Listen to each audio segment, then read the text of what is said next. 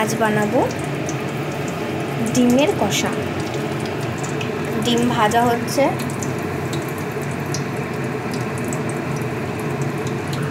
এই যে ডিমগুলো ভেজে রেখে দিয়েছি, হলুদ আর নুন দিয়ে মাখিয়ে রেখেছিলাম, তারপরে হালকাভাবেই ভেজে নিয়েছি। আলু কেটে রেখেছি, টমেটো, কাঁচা লঙ্কা, হলুদ গুঁড়ো দেব, লঙ্কার গুঁড়ো আর কাশ্মীরি রেড চিলি পাউডার দেব। এবার আলুগুলোকে আমি ভেজে নেব।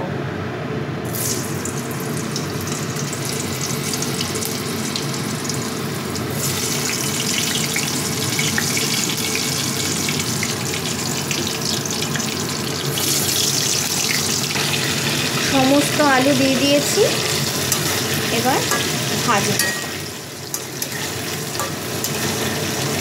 এগুলো সব নতুন আলু, একটু টাইম নেয় ভাজতে। ভাজার জন্য অপেক্ষা করি।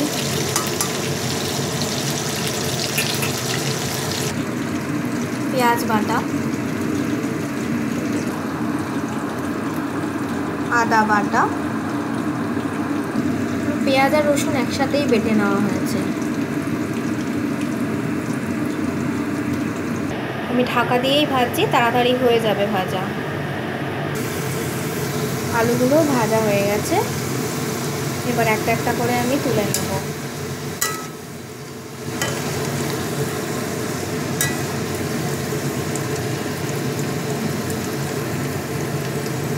গ্যাসটাকে একটু কমিয়ে দিই, পুরোটাই কমিয়ে দিই। তেলটা ঝরিয়ে দিয়ে একটা একটা করে আলু তুলে নেব। আলু তুলে নিয়েছি, এবার এই গরম কড়াইয়ে আমি গোটা গরম মশলাগুলো দিয়ে দেবো।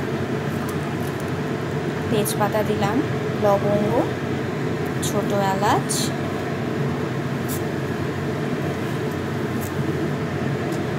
খুব সুন্দর স্বাদ আনবে, গন্ধও আনবে। বেশি ভাজবো না, মানে এগুলো পুড়ে যাওয়ার একটা চান্স থাকে।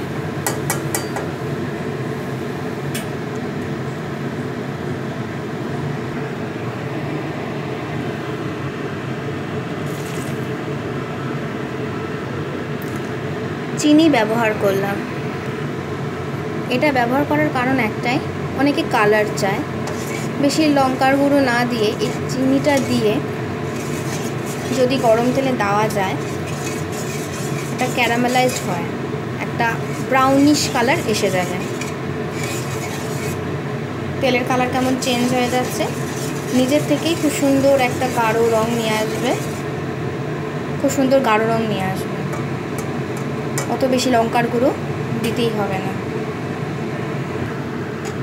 এই যে দেখো, একটা খুব সুন্দর রং হয়ে যাচ্ছে, এইরকম হবে। এটা থেকে ভয় পাবে না, এটা হয়, এটা কালারটা চেঞ্জ হচ্ছে তার জন্যে। এবার পেঁয়াজ বাটা,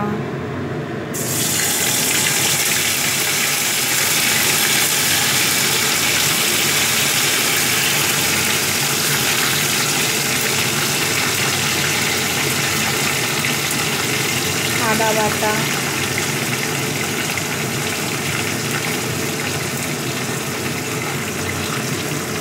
দিলাম, দিয়ে কষাবো।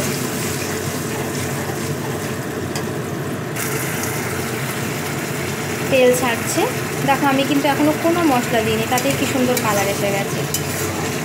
এরকমভাবে করলে অত বেশি মশলার প্রয়োজনই হয় না, বেশি বেশি করে লঙ্কার গুঁড়ো, লাল লঙ্কার গুঁড়ো অত দরকার পড়ে না, এমনি কালার এসে গেছে। তেল ছেড়ে এসেছে, এবার দেব হলুদ গুঁড়ো,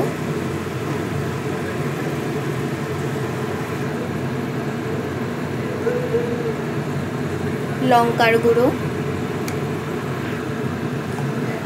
আর দেব আমি হচ্ছে লাল লঙ্কার গুঁড়ো, যেটা কাশ্মীরি রেড চিলি। একদম বেশি দেওয়ার প্রয়োজনই নেই, 1 চামচ দিলেই হয়ে যাবে। এবার কষিয়ে নিচ্ছি।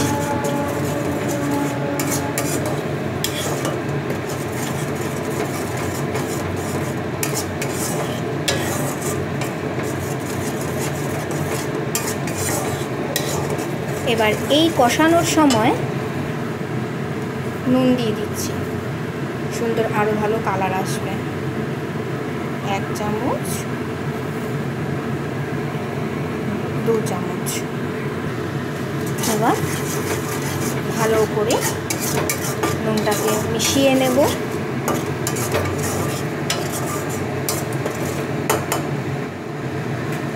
বা তেল ছাড়ার অপেক্ষায় রইলাম।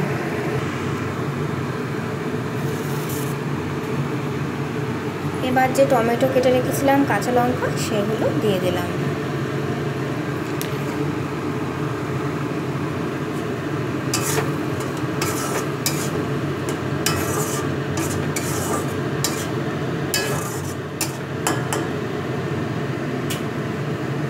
এবার টমেটোগুলোকে নরম হতে দিই। দারুণ কালারটা এসে গেছে।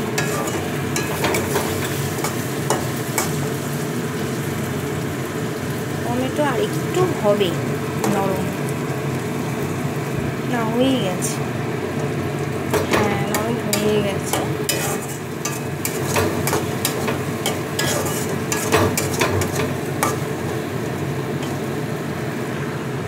তেল যেহেতু ছেড়ে দিয়েছে, এখন আমি এখনও একটু একটু করে কষিয়ে যাচ্ছি। তাই এখন গরম মশলার গুঁড়োটা আমি দিয়ে দিলাম, 1 চা চামচ দিলাম।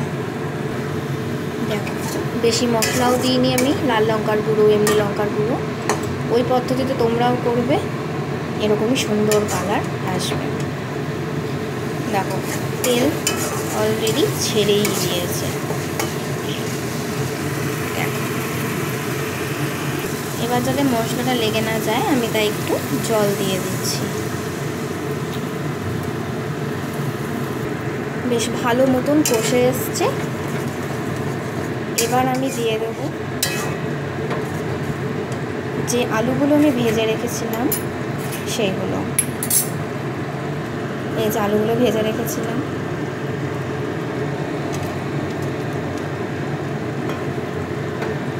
আলুগুলোকে ভালো করে এই কষার মধ্যে দিয়ে কষিয়ে যাই। দেখো, আলুগুলো কষা হয়ে গেছে, দেখেছো? বেশ গায়ে মাখা মাখা হয়ে গেছে আলুগুলো। এই যে দেখো,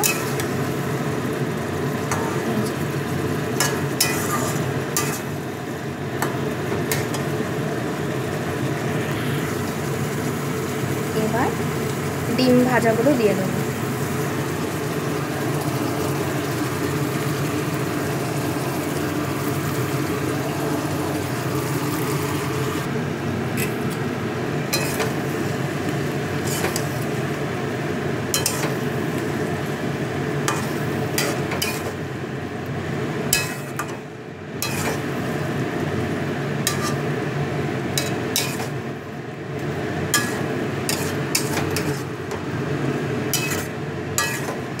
এবার এইভাবে কিছুক্ষণ কষিয়ে দিই, ডিমের ভেতর মশলাগুলো ঢুকে যাবে।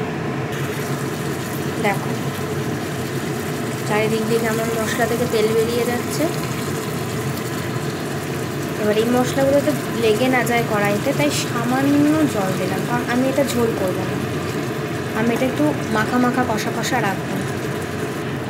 দেখো, বেশি ঝোল রাখিনি, একদম মাখা মাখা করে করেছি। বাস রেডি।